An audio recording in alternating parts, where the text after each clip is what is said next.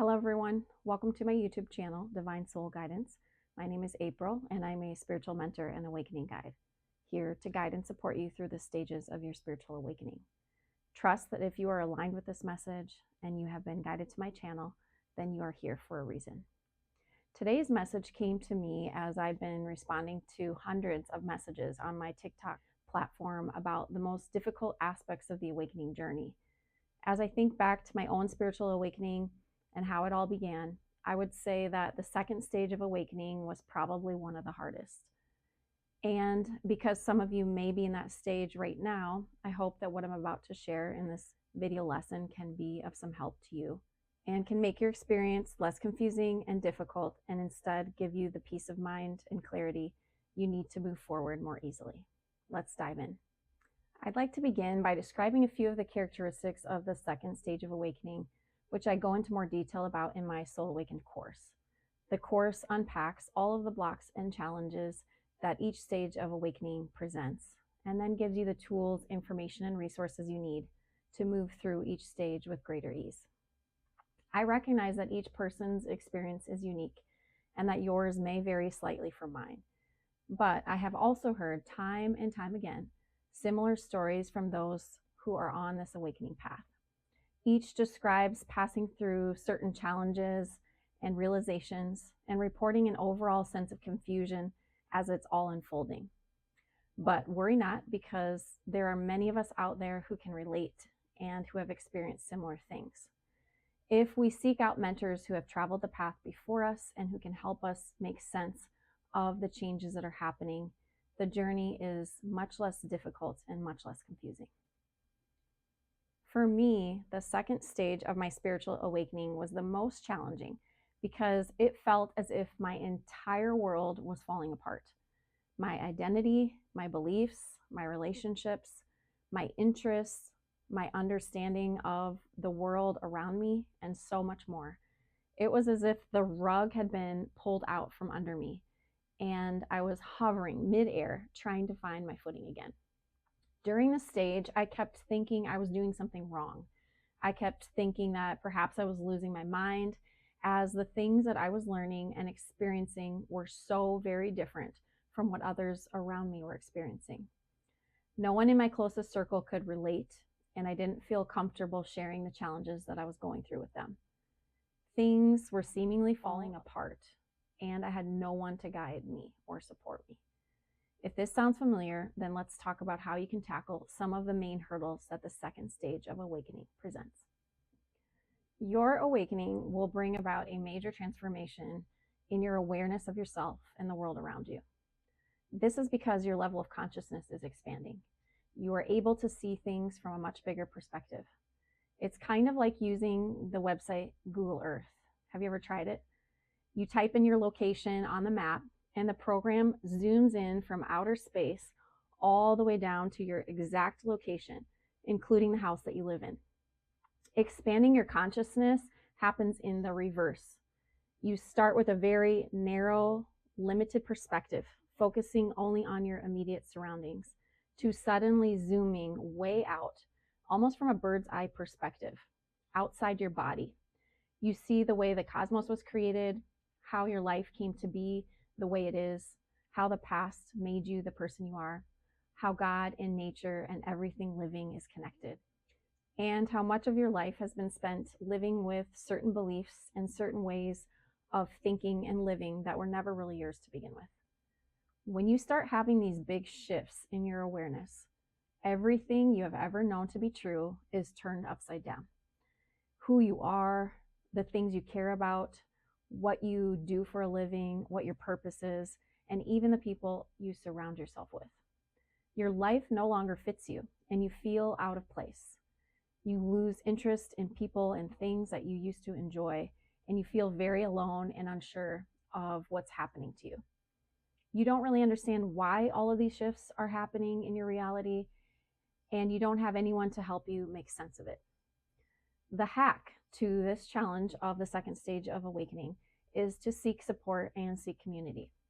When you find others who are going through similar things, it is very grounding. It helps bring you back to center and to feel more secure with the new person that you are becoming. whether it is seeking out like-minded individuals online or in your local community, or finding a mentor who can guide and support you. Having others who understand what you're going through is crucial. Otherwise, you might become depressed, lose your zest for life, or feel extremely lonely. There are others out there who have been through what you're going through now. Allow them to help you. Allow them to affirm your experiences so you don't feel crazy or alone. And allow them to help you feel seen and understood. We are not here to do this alone. Another characteristic of the second stage of awakening is that you often find yourself spending lots of time alone to contemplate and reflect. You begin having these big realizations about your life, how you got to where you are today, what you were taught growing up, and why you are the way you are. You'll find it's important to connect all of the dots in the events in your life so that you can see why the lessons were necessary and why certain things had to happen the way that they did, including the house you grew up in, the parents who raised you, the wounding and negative experiences you had as a child, and the various relationships that you've had over your lifetime. At times, having these big thoughts and realizations and spending so much time in contemplation and isolation can make you feel a bit crazy and out of touch with the world around you. This is normal because your awareness is shifting and expanding. As you reflect on the events of your life and how you got here, you may come to realize that not everyone in your life is healthy for you. You may realize that the way you used to spend your time is not the way you want to spend your time anymore. The conversations you have with others are different. They're more genuine and deep. And the changes you want to make in your life involve surrounding yourself with people and things that are more in alignment with the person you are becoming. Certain friends may no longer resonate with you. Certain activities may no longer resonate with you. Certain families may make you feel anxious, misunderstood, or judged. The people you work with might not vibe with you and might have a very different way of seeing and moving through the world. As you start to feel this friction in your relationships, you may notice your relationships changing in this stage. You might decide to distance yourself from certain people, limit your time with them, or end the relationship altogether. This is another cause of the feeling of isolation in the second stage. Losing friendships and other relationships and finding yourself spending more time alone can be a real challenging thing to manage. It comes with a lot of difficult emotions. The hack or solution number 2 to this feeling of isolation is to, again, as mentioned before, find that support system. Find classes or events that will put you into contact with other like-minded souls and get you out of isolation. Go sign up for a local hiking class or another class that's centered around breath work or something that is tied to your spiritual practices where you're going to meet other people like you. Second, ground and center yourself daily so that your thoughts don't get the best of you. Sometimes when we're in isolation, we tend to overthink and our mind's just going crazy trying to figure everything out that's happening to us. The best thing you can do is to get yourself out of your environment, go into nature, and ground and center yourself so that you are quieting the mind daily. Finally, I highly recommend in the second stage of awakening to all of my clients that they seek out a therapist who can help them process some of the difficult emotions and life changes that come up during this stage, and also the childhood triggers that you might experience at this time. If I hadn't had a therapist during my early stages of awakening, I never would have made it through. And the reason it's important is that you sometimes need a third party to help you see and understand why you have these patterns, how you've developed these coping mechanisms and ways of behaving and thinking. And then that person can not only be a support system to you so you don't feel so alone, but they can also help you to reprogram some of these unhealthy thoughts and beliefs that you've developed over the course of your lifetime. They can also help you make sense of some of the relationship triggers that are coming up, the identity triggers that are coming up, and work to release those emotions and heal whatever underlying traumas that you have that are causing you to feel kind of unsettled at this stage. So whether you choose a therapist or not, you definitely need a support system, and staying in isolation is not healthy for anyone for a long period of time. So I really encourage you to seek out community and support. All right, the last challenge of the second stage of awakening is that things in your life will start to fall apart. As I said before, your shifting perspective will change who you want to spend time with, the activities that you do, your interests and priorities, and anything that is no longer in alignment with the new person you are becoming will start to crumble and fall apart. This includes your relationship, your job, your living situation, your hobbies and interests, your diet, and other things that you consume. You may experience a lot of friction in these areas of your life as you try to maintain old relationships, or stay in your current job or living situation, or participate in activities that you no longer enjoy. There will be this sense of discomfort or dissatisfaction that will disagree so strongly with your spirit that you will no longer be able to pretend that you enjoy doing these things anymore. Your spirit might even reject certain people or things, which will feel like a very strong internal no. Inside your body, you're going to feel this no, this thing is not right. I don't like it. It doesn't feel good to me. Your body will get tense and your nervous system may get activated, telling you that these things are no longer in alignment with you and you need to let them go. You will feel this urge to let go of everything that is no longer serving you.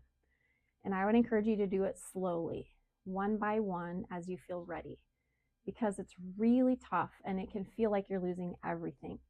So be really gentle with yourself and make changes slowly as you feel able.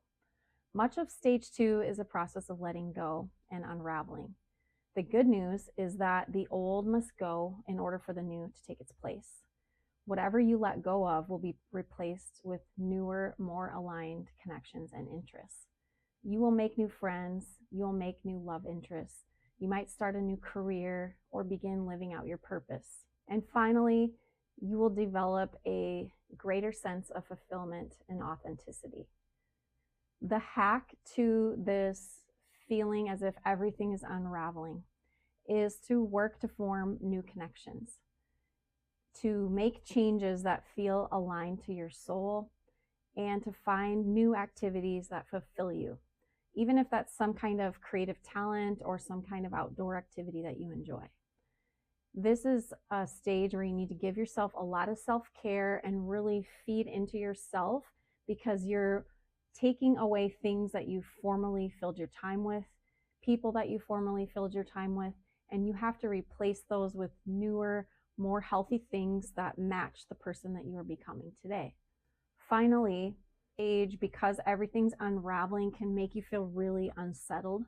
And that is why I encourage you again to work through some of the triggers that come up in your relationships with all these changes with a therapist, and to also on your own do some different healing techniques that can help reprogram the thoughts that you've developed over time and some of the patterns you've developed, so that you are less attached to these things that you're letting go of. In my course, I teach a lot of the healing techniques that helped me the most, such as EFT tapping, subconscious reprogramming, visualization, and journaling. I would encourage you to just research whatever method seems to fit your personality and your needs, and to really dive into that in the second stage so that you are able to more easily let go of the things that are falling away. No matter where your path leads or how you decide to navigate your spiritual awakening journey, you can't screw it up. The tips and guidance that I've shared with you today are just a few of the things that helped me the most, but you have to find what works best for you. Do remember that you're not alone, and there are many others out there experiencing what you are experiencing. The number one reason I do what I do is because I never want people to feel as alone and confused as I did. If the wisdom and insights that I've gained through my own personal journey and process of trial and error can help others feel more supported and have more clarity about how to move through their spiritual awakening, then it is with great honor that I share them. That concludes today's message. Thank you for listening. If you found today's topic helpful or wish to go deeper, please feel free to reach out to me via email or share this channel with a friend. Stay stay tuned for more content to come. For those in the early stages of spiritual awakening, please check out my Soul Awakened course and one-on-one mentorship options, which are linked in the video notes below. Both are designed to guide you step by step through the stages of your spiritual awakening and give you the tools and resources you need to more easily overcome common challenges. And of course, you will receive my personal support along the way. Much love. See you next time.